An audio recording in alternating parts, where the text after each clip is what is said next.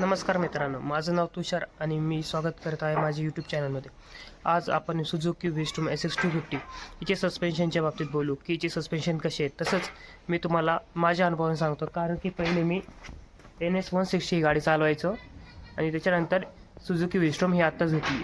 तर मी कंपॅरिझन करेल की मी ऑफ रोडला चाललो आहे की NS160चे सस्पेन्शन तसंच सुझुकी 250चे सस्पेन्शन. थोडंसं ऑफ रोड चाललो की असं नाही की प्रॉपर ऑफ रोड मारणार आहे, असं काहीच नाही. मी थोडंसं ऑफ रोडला चाललो की सिटी ऑफ रोड, तसंच थोडेफार खड्ड्यांमधून ट्रॅव्हल करणार आहे की समजायला की सुझुकी विस्टमचे सस्पेन्शन कसे. It's 5 o'clock right now of evening. It's Friday actually today.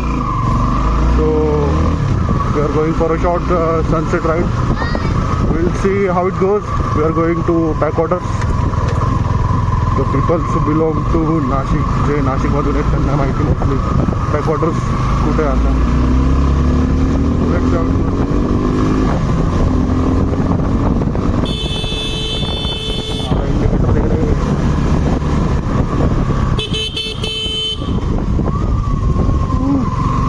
ये बोल रहे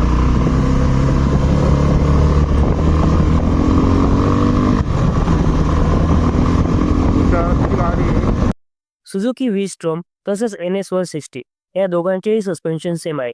फ्रंटमध्ये आपल्याला टेलिस्कोपिक 120 mm ट्रॅव्हल भेटतो आणि तसंच रिअलमध्ये मोनोशॉक सस्पेन्शन भेटतं. फक्त विस्टम SX250ला 7 स्टेप ॲडजस्टेबल असल्यामुळे आपल्या कम्फर्टनुसार आपण ते ॲडजस्ट करू शकतो. NS160चा लो स्पिनिंग रेट असल्यामुळं ते आरामदायक वाटतं.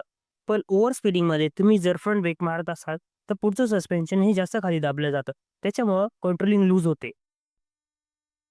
सुझुकी विस्टम SX250 याचे फ्रंट सस्पेन्शन हे हाय स्पिनिंग रेट असल्यामुळे ते कंट्रोल चांगली येतं, पण राईड थोडी कडक करतात. जर तुम्ही हायवे टुरिंग करत असाल लगेच सोबत ही गाडी तुम्हाला हायवेला कम्फर्टेबल पडते. तसंच जर तुम्ही ऑफ रोड करत असाल तर हिची सस्पेन्शन जास्त जोरात दाबत नसल्यामुळे ही गाडी ऑफ रोडसाठी कम्फर्टेबल वाटते. लो स्प्रिंग रेट आणि हाय स्प्रिंग रेट यांच्यातला मी तुम्हाला डिफरन्स सांगतो.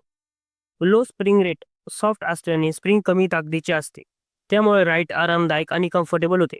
खड्डे, खडबडीत रस्ते वगैरे सोडताना सस्पेन्शन जास्त बिंदास चालते, पण ब्रेक मारताना किंवा उच्च वेगाने प्रवास करताना बाईक जास्त खाली जाऊ शकते, ज्यामुळे कंट्रोल कमी होऊ शकतो.